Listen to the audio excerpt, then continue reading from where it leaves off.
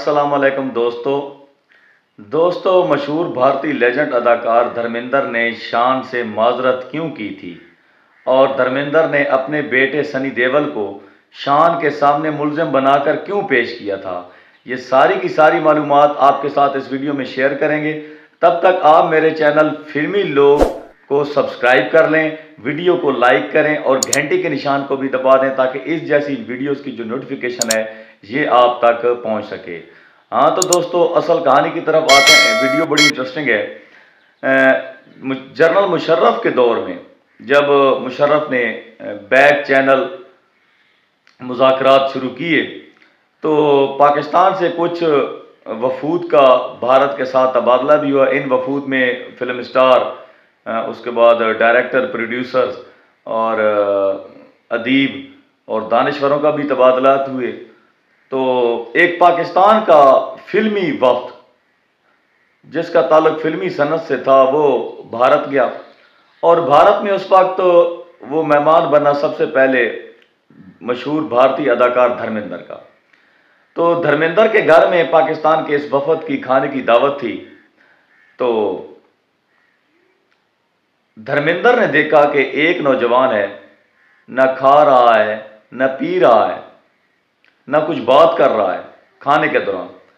तो धर्मेंद्र ने जब ये दरियाफ्त किया कि ये शख्स कौन है तो धर्मेंद्र को बताया गया कि ये पाकिस्तान का सबसे बड़ा मशहूर और मारूफ हीरो शान साहब हैं। तो धर्मेंद्र ये जानकर बड़े हैरान हुए और धर्मेंद्र जी शान साहब के पास गए और उन्होंने कहा कि नौजवान, ना तुम कुछ खा रहे हो ना कुछ पी रहे हो, मसला क्या है? तो शान ने धर्मेंद्र को एक बड़ा तसल्ली बख्श जवाब दिया।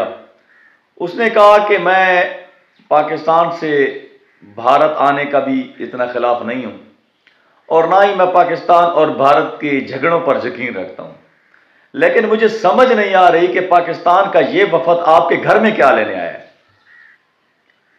तो जब ये कड़ाकेदार जवाब धर्मेंद्र ने सुना ना तो धर्मेंद्र चौंक गए। तो धर्मेंद्र ने कहा कि क्या माजरा है, क्या मसला है?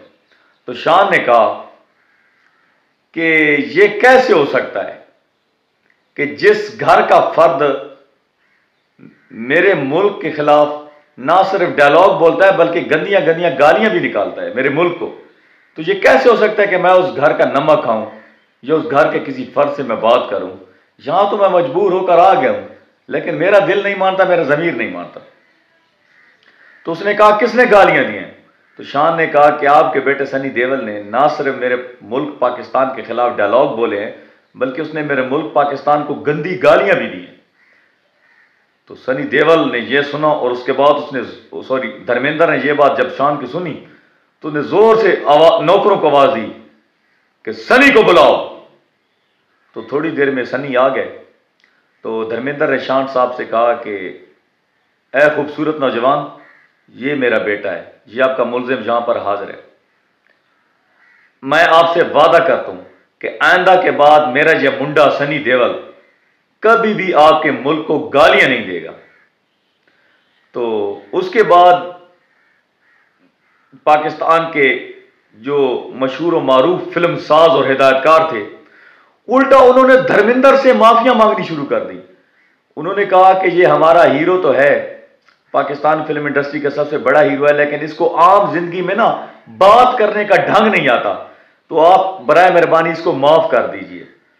तो ये थे उल्टा हमारे फिल्म साजों के, हिदायतकारों के रिमार्क्स। उसने कहा जाओ जाओ और पाकिस्तान के हर घर में देखो, तुम्हें हर घर में हिंदू गाता और नाचता हुआ नजर आएगा। उसके बाद दोस्तों अगले दिन मुलाकात थी इस फिल्मी सनत के वफद की याश चोपड़ा से। अब याश चोपड़ा पाकिस्तान भारतीय फिल्म इंडस्ट्री के बहुत ही मशहूर और मारूफ हिदायतकार हैं, बहुत ही बड़े बड़े हिदायतकार हैं। तो याश चोपड़ा ने जब देखा कि शान शायद साहब न कुछ खा रहे हैं, न कुछ पी रहे हैं, न कुछ बात कर रहे हैं, तो याश चोपड़ा ने शान से वजह पूछी कि ए नौजवान, ए हीरो साहब, क्या मसला है? तो शान ने आगे से याश चोपड़ा को भी एक टिका के जवाब दिया वो कौन सा जवाब था? उसने कहा कि एक तो मैं, क्या मुसीबत है मेरे साथ, मैं बोलूं तब भी मुसीबत, ना बोलूं तब भी मुसीबत। ना ही मुझे आपके साथ काम करने का शौक है, और ना ही मैं आपकी किसी फिल्म में काम करना चाहता हूं, और ना ही मैं अपनी फिल्म में आपको एज ए डायरेक्टर लेना चाहता हूं।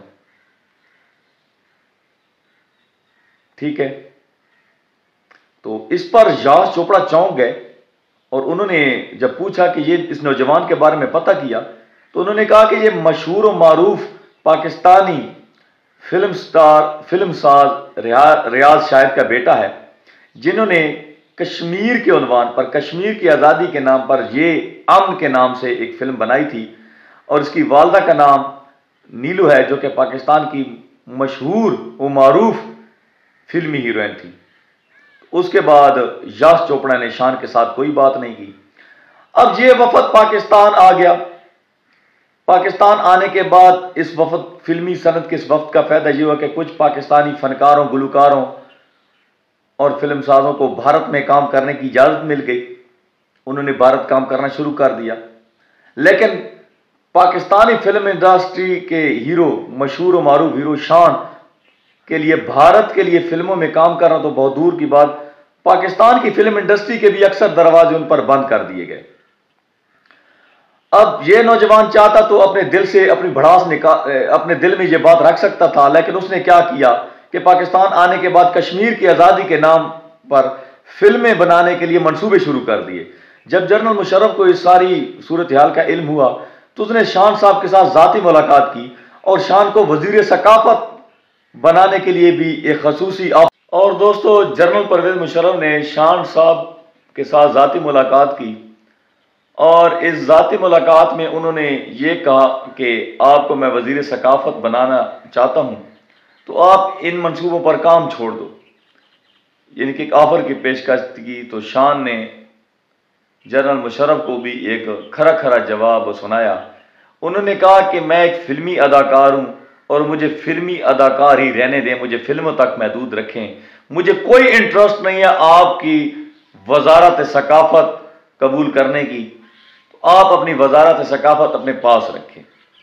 उसका ये जो दौर था, ये शान के लिए उस वक्त थोड़ा टफ था। शान ने काफ़ी सियासी तौर पर और फिल्मी सतह पर मुखालफत का भी सामना किया, लेकिन शान साहब जो है ये पाकिस्तान के मुहिब वतन फनकार हैं, जिन्होंने आज तक भारत की किसी फिल्म में काम नहीं किया। दोस्तों, आपको शान साहब कैसे लगते हैं? और शान की कोई एक ऐसी फिल्म जो आपको बहुत ही ज़्यादा पसंद हो, वो आपने कमेंट बॉक्स में ज़रूर उसके लिए कमेंट करना है। मेरे फेवरेट शान है, तो जाते जाते वक्त शान का एक ज़बरदस्त डायलॉग फिल्म जीवा गुज्जर का, और जो पाकिस्तानी गुज्जर होवे तो फिर लखा हिंदुओं दी ऐसी दी तैसी।